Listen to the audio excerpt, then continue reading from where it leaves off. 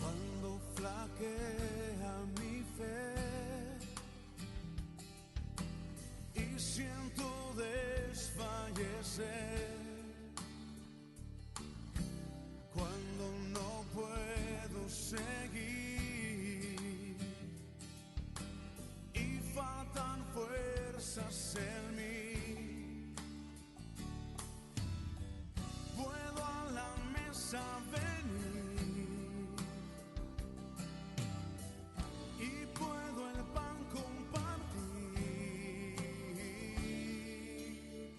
Es Jesús, el pan de vida, el maná de mi desierto, mi energía, mi sustento. Es Jesús, el pan de vida.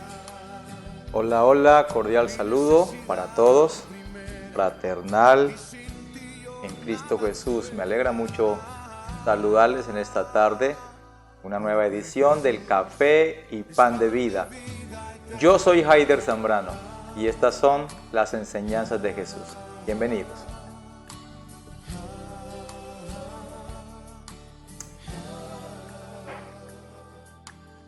Me gozo en el Señor por cada uno de ustedes, por la fortaleza que nos dan cada día, por sus oraciones. Quiero agradecer al Todopoderoso porque Él es el que coloca en tu corazón el deseo de orar y bendecir este ministerio. Quiero también aprovechar este momento para darle gracias al Señor por todas aquellas personas que nos apoyan, no solamente en el ámbito espiritual, en la oración, sino que también con sus donaciones económicas hacen posible que este programa siga adelante. Gracias a todos nuestros patrocinadores que con un amor desinteresado, que con mucha humildad nos apoyan. Nosotros hacemos todo lo que está a nuestro alcance y todo lo que podemos dentro de la medida posible de hacerles llegar la palabra del Señor y estudiar y orar por ustedes y bendecirles. Ustedes reciben con gozo la palabra y sé que la ponen por obra y sé que meditan en ella y también nos apoyan con sus oraciones y también nos apoyan con sus aportes económicos a la causa. Lo hacen voluntariamente, de acuerdo a la capacidad de cada uno. Todo suma y todo es para bien. A Dios sea la gloria. Él sabrá recompensar a cada uno según sea su obra. Esperamos en el Señor su galardón, sus bendiciones que son infinitas. Saludar a todos los que se conectan al Café y Pan de Vida todos los días, los de aquí, de Colombia y fuera de Colombia, a los hermanos de la Iglesia Cristiana Cuadrangular de Las Palmas, en La Dorada, Caldas, Colombia. Un abrazo fraterno. Me gozo porque la Iglesia ha dejado de lado los temores y cuidándonos porque este es un asunto personal, el cuidado personal. Sin embargo, tomas la decisión y vienes y te reúnes en la congregación y compartimos la palabra. Hemos estado hablando de muchos temas bien interesantes. Yo creo que el Señor ha hablado a nuestras vidas y me gozo porque verlos aquí en la iglesia por encima de las adversidades y por encima de todos los temores que a veces hay, usted viene, se congrega, se sienta. Recuerden que desde que retomamos actividades presenciales, estamos haciendo reuniones todas las noches, de martes a sábado a las 7 de la noche. Todas las noches de martes a sábado a las 7 de la noche. Y el día domingo nos estamos reuniendo a las 10 de la mañana en un precioso tiempo de estudio de las Escrituras. Muchas personas piensan que no, que es que el pastor Haider está dando un curso especial sobre X cosa. No. Es culto, hermano. Es reunión general para todos. Y todos están invitados, incluyendo los jóvenes y los niños, adolescentes, a venir a la reunión. Yo les invito de todo corazón para que vengan y se reúnan con nosotros. Estamos estudiando temas de las Escrituras, mirando algunas doctrinas, revisando algunas cosas, tratando de contextualizar la profecía bíblica en el tiempo que estamos viviendo. ¿Qué está pasando en el mundo? ¿Qué está pasando en las naciones? Porque hay que observar eso. ¿Y qué dice la Biblia con respecto a lo que está pasando?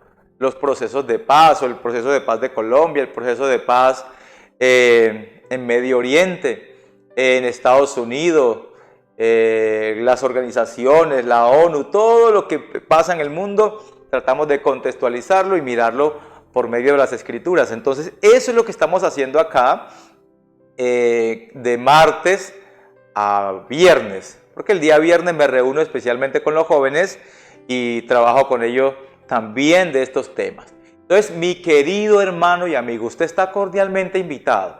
Usted está cordialmente invitado.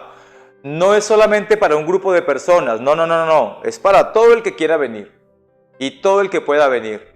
Le aseguro que no perderá su tiempo. Créame que pierdes más tu tiempo haciendo otras actividades que viniendo y estando atento a las enseñanzas de Jesús, porque en ello está consignada la vida eterna. Así que te invito a ser muy prudente y muy inteligente para que le dediques tiempo a este asunto. En el día de ayer estuvimos hablando y continuamos hablando acerca de esa primera carta del apóstol Pablo a los tesalonicenses y vimos ciertas cosas muy interesantes, como por ejemplo en el versículo 3, tres cosas allí bien maravillosas. Luego el versículo 4 que dice que nos habla de la elección, a mantener la esperanza puesta en el Señor Jesucristo. Voy a hablarles a partir del versículo 5 y dice la palabra de Dios así. Primera Tesalonicenses, capítulo 1, versículo 5.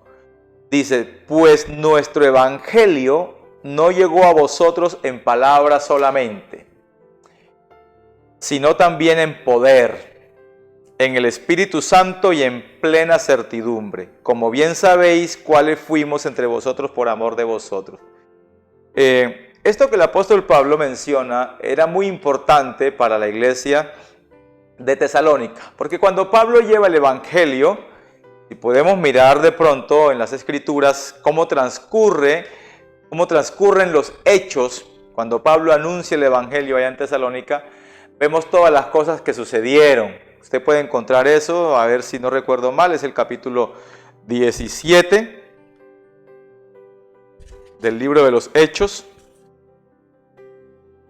Pablo predica en Tesalónica y dice la palabra de Dios ahí que capítulo 17, versículo 1 dice, más tarde Pablo y Silas pasaron por las ciudades de Anfípolis y Apolonia y llegaron a Tesalónica, donde había una sinagoga judía. Como era su costumbre, Pablo fue al servicio de la sinagoga y durante 3 descansos, o sea 3 fines de semana seguidos, usó las Escrituras para razonar con la gente, con los que se reunían en la sinagoga judía.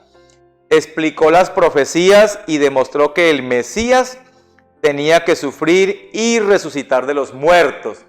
Les explica Pablo a los judíos que le están escuchando. Pablo les decía, este Jesús de quien les hablo es el Mesías, el que hace tiempo aquí crucificaron en Jerusalén, pero que después al tercer día resucitó. Algunos judíos que escuchaban fueron persuadidos y se unieron a Pablo y Silas junto con muchos hombres griegos temerosos de Dios y un gran número de mujeres prominentes. Observe aquí que tanto las mujeres como los varones creyeron en Jesús, pero es muy importante resaltar que habían también griegos, o sea, gentiles, y habían también judíos. Tanto judíos como gentiles creyeron el mismo mensaje y creyeron en la misma palabra y se convirtieron al Señor. Esto sucedió ahí en Tesalónica. Y muchas mujeres prominentes, sobresalientes, mujeres que tenían de alguna manera influencia también y liderazgo. Entonces, versículo 5, entonces ciertos judíos tuvieron envidia y reunieron a unos alborotadores de la plaza del mercado para que formaran una turba e iniciaran un disturbio. Atacaron la casa de Jasón en busca de Pablo y Silas a fin de sacarlos a rastras y entregarlos a la multitud. Como no los encontraron allí, en su lugar sacaron arrastrando a Jasón y a algunos de los otros creyentes y los llevaron al consejo de la ciudad. Pablo y Silas han causado problemas por todo el mundo, gritaban, y ahora están aquí perturbando también nuestra ciudad. Y Jasón los ha recibido en su casa. Todos ellos son culpables de traición contra el César, porque profesaban lealtad a otro rey llamado Jesús. La gente de la ciudad y también los del consejo de la ciudad quedaron totalmente confundidos por esas palabras. Así que los funcionarios obligaron a Jasón y a los otros creyentes a pagar una fianza y luego los soltaron. Si observamos que se genera un alboroto ahí en Tesalónica. La casa de Jasón, que era donde Pablo y Silas estaban, es arrasada totalmente. Jasón es arrastrado y llevado ante los tribunales. Y bueno, se genera ahí una complicación. Eso, amados míos, cuando Pablo sigue hablándonos de esta situación, nos hace ver que cuando él llevó el evangelio a Tesalónica, no fue solamente palabras, sino también demostración de poder. Ese poder que transforma las vidas. Primero vemos cómo ese poder actúa en la vida de los judíos que estaban allí presentes en la sinagoga. Los judíos eran seguidores de las corrientes farisaicas. Y ellos han sido enseñados en las corrientes farisaicas y están allí bajo todo ese el Talmud, el Zohar y Cábalas y todas estas cosas de las enseñanzas rabínicas. Y Pablo se está enfrentando realmente a una situación muy difícil. Pablo por sí solo y por meras palabras no iba a lograr absolutamente nada en la vida de estas personas. Y él da testimonio, el apóstol Pablo da testimonio que es el Espíritu Santo con poder y gloria quien produce en ellos este cambio, quien produce en ellos esta persuasión que los hace volver su mirada al Mesías. Pero este no es un asunto de poca monta, mi hermano, porque ellos están esperando a un Mesías glorioso, a un Mesías extraordinario que vendrá a libertar al pueblo de Israel, y Pablo les está mostrando a un Mesías que vino humildemente, que entró a Jerusalén en un pollino y que luego fue asesinado a mano de los gentiles y de los judíos que lo entregaron. Y Pablo está diciendo, ese es el Mesías. La enseñanza de Pablo contrastaba con la visión que ellos tienen del Mesías. No es así que ellos no van a ser convencidos solamente por las palabras de Pablo. Sin lugar a duda, era necesario que Pablo les mostrara por las profecías bíblicas del Antiguo Testamento, las profecías de Isaías, de Miqueas, de Ezequiel, de Jeremías, acerca del Mesías. Y cuando Pablo les muestra eso, ellos son persuadidos. ¿Por quién? ¿Por Pablo? No, por el poder del Espíritu. Por el poder del Espíritu que obra en la vida de Pablo y hace que la profecía bíblica sea explicada y sea entendida de tal manera que ellos se salen de esa religión rabínica farisaica y pongan su mirada en Jesús. Tremendo, porque esto les va a causar problema, pero Pablo les está recordando, ahora que les escribe la carta, les recuerda a ellos que cuando les llevaron la buena noticia, el evangelio, no lo hicieron solamente con palabras, sino también con poder, porque también el Espíritu Santo obraba en ellos con señales y prodigios. Luego también dice, porque el Espíritu Santo les dio plena certeza de que lo que decíamos era verdad. ¿Se da cuenta usted que el mismo apóstol certifica que no fueron sus palabras, sino que el Espíritu Santo? Y es que esa es la obra del Espíritu Santo. Todos sabemos que la obra del Espíritu Santo, según las Escrituras, es convencer al hombre de justicia, de pecado y de juicio, ¿verdad? Entonces el Espíritu Santo es el que produce en ellos el querer como el hacer, los quebranta, los convence, los persuade. Dice, el Espíritu Santo les dio plena certeza de que lo que decíamos era verdad. Allí. Si el Espíritu Santo no está presente, por ejemplo, en el discurso que yo estoy compartiendo con usted en este café de la tarde, si el Espíritu Santo no está presente, pues usted no podrá ni siquiera entender, ni ser persuadido, ni ser motivado a poner su mirada en Jesús. La Biblia dice, el mismo apóstol Pablo dijo que nadie puede decir, se lo dijo a los corintios, nadie puede decir que Jesucristo es el Señor si no le es dado por el Espíritu Santo. Así que usted está entendiendo la palabra, está entendiendo el mensaje, porque el Espíritu Santo le está llevando y le está convenciendo de que la palabra que está escuchando usted es verdad. Si no fuera así, entonces esa palabra no hallaría cabida en su corazón. Dice la palabra, y ya saben de nuestra preocupación por ustedes, por la forma en que nos comportamos entre ustedes. Dice la palabra que cuando Pablo estuvo en medio de ellos, se comportó de una manera inteligente, de una manera sensata. Dice acá, como bien sabéis, cuáles fuimos entre vosotros por amor de vosotros.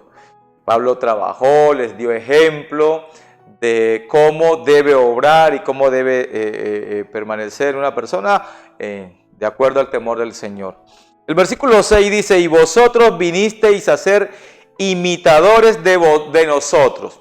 Ustedes vinieron a ser imitadores de nosotros y del Señor, recibiendo la palabra en medio de gran tribulación. Acá dice, en la Nueva Traducción Viviente, así que recibieron el mensaje con la alegría del Espíritu Santo a pesar del gran sufrimiento que les trajo. De este modo nos imitaron a nosotros y también al Señor. Ellos reciben la palabra en medio de un gran alboroto, en medio de una gran tribulación, en medio de una gran persecución. Fueron arrastrados, fueron golpeados, tuvieron que pagar una fianza, Jasón, sus compañeros, y el asunto allí estuvo bastante complicado, pero eso les dio la fortaleza de seguir adelante en el evangelio que habían creído. Ahora, el versículo 7 muestra un resultado. Presten atención. Dice, como resultado, han llegado a ser un ejemplo para todos los creyentes de Grecia, es decir, por toda Macedonia y Acaya. Tesalónica, la iglesia de Tesalónica ha venido a ser ejemplo. Fíjate que ellos son, en primer lugar, imitan al apóstol Pablo, porque el apóstol Pablo está diciendo, ustedes nos imitan a nosotros a través de la tribulación. Son personas que pasan la tribulación, la persecución, y de la misma manera como le había tocado vivirla a Pablo.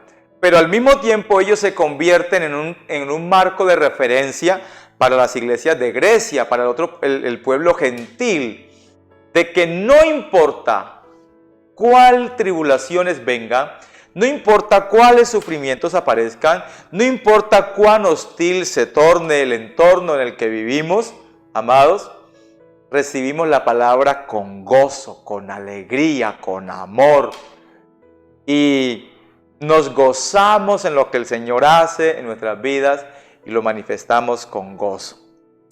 El versículo 8 dice, y ahora la palabra del Señor está siendo anunciada, partiendo de ustedes a gente de todas partes, aún más allá de Macedonia y Acaya, pues donde quiera que vamos encontramos personas que nos hablan de la fe que ustedes tienen en Dios. No hace falta que se la mencionemos.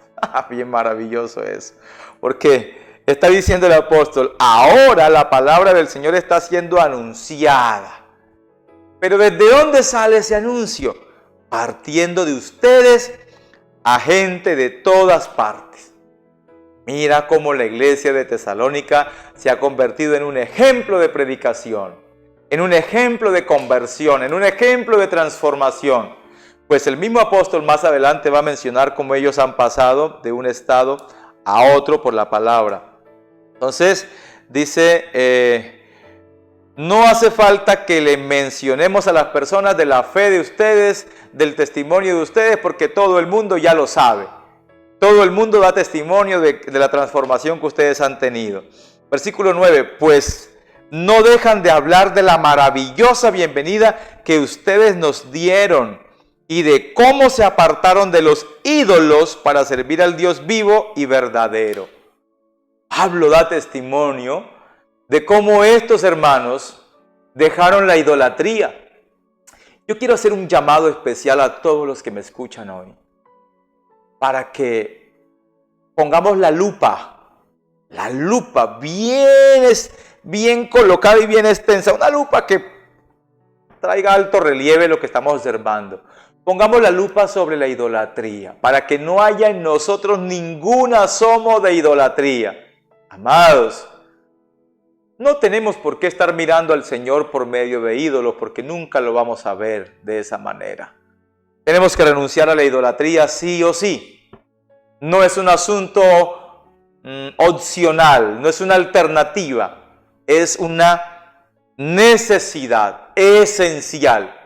Tienes que dejar la idolatría, todo tipo de idolatría, mi hermano. Adore a Dios en espíritu y en verdad, como la Biblia nos menciona y nos manda. Él no nos pide que lo adoremos por intermedio de X o Y cosa. No, ni de los santos, supuestos santos o personajes prominentes o sobresalientes. Adore a Dios en espíritu y en verdad porque usted es santo como ellos. Usted me pregunta, me dirá, ¿santo como quién? Como el apóstol Pedro, como el apóstol Juan, hermano.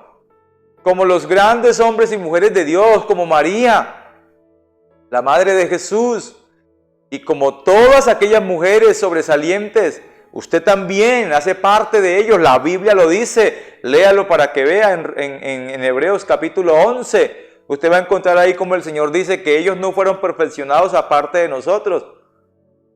¿Ve? Entonces nosotros también somos santificados como ellos. Recibimos el mismo Espíritu Santo, la misma gracia redentora, la misma sangre que los limpió a ellos nos limpia a nosotros. El mismo Espíritu Santo que obró en ellos, obra en nosotros. Así que, ¿qué hay de diferente? ¿Qué diferencia hay entre ellos y nosotros? O entre ellos y usted. Solamente que usted cree, amado, que tenga fe que el Señor ha hecho la obra. Para que deje de estar idolatrando. Imite su fe. Imite su buen comportamiento, imite su buena conducta, pero no se ponga a pedirles a ellos como si ellos fueran dioses. No haga eso. Eso es pecado delante del Señor. ¿A quién dice la Biblia que debemos pedirle? ¿A Pedro? La Biblia dice pedirle a Pedro. ¿Dice la Biblia que debemos pedirle a María? ¿Lo dice, hermanos? Si lo dice, ¿dónde lo dice?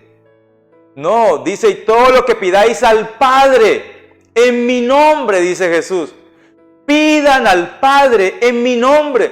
Nunca observamos que dice que pidan a San Bartolomé o a San Julanito. No, hermanos. No dice la Biblia eso. Ni dice la Biblia que debemos rogarle al santo tal, o a las almas del purgatorio, o a las ánimas benditas. No, hermanos. ¿A quién debemos pedirle según las Escrituras, según la palabra de Dios? Pedid al Padre. Pedid y se os dará al Padre en el nombre de Jesús. Eso es lo que la Biblia dice, eso es lo que el Señor ha enseñado. Pidan al Padre en el nombre de Jesús. ¿Cuál es el intermediario? Jesús. No tienes que ir al Padre en el nombre de Pedro, ni en el nombre de Pablo, ni en el nombre de Haider, en el nombre de Jesús.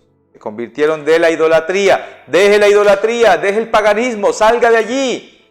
Deje eso, hermano. Eso no le conviene. Dice el versículo 10, con esto quiero culminar hoy.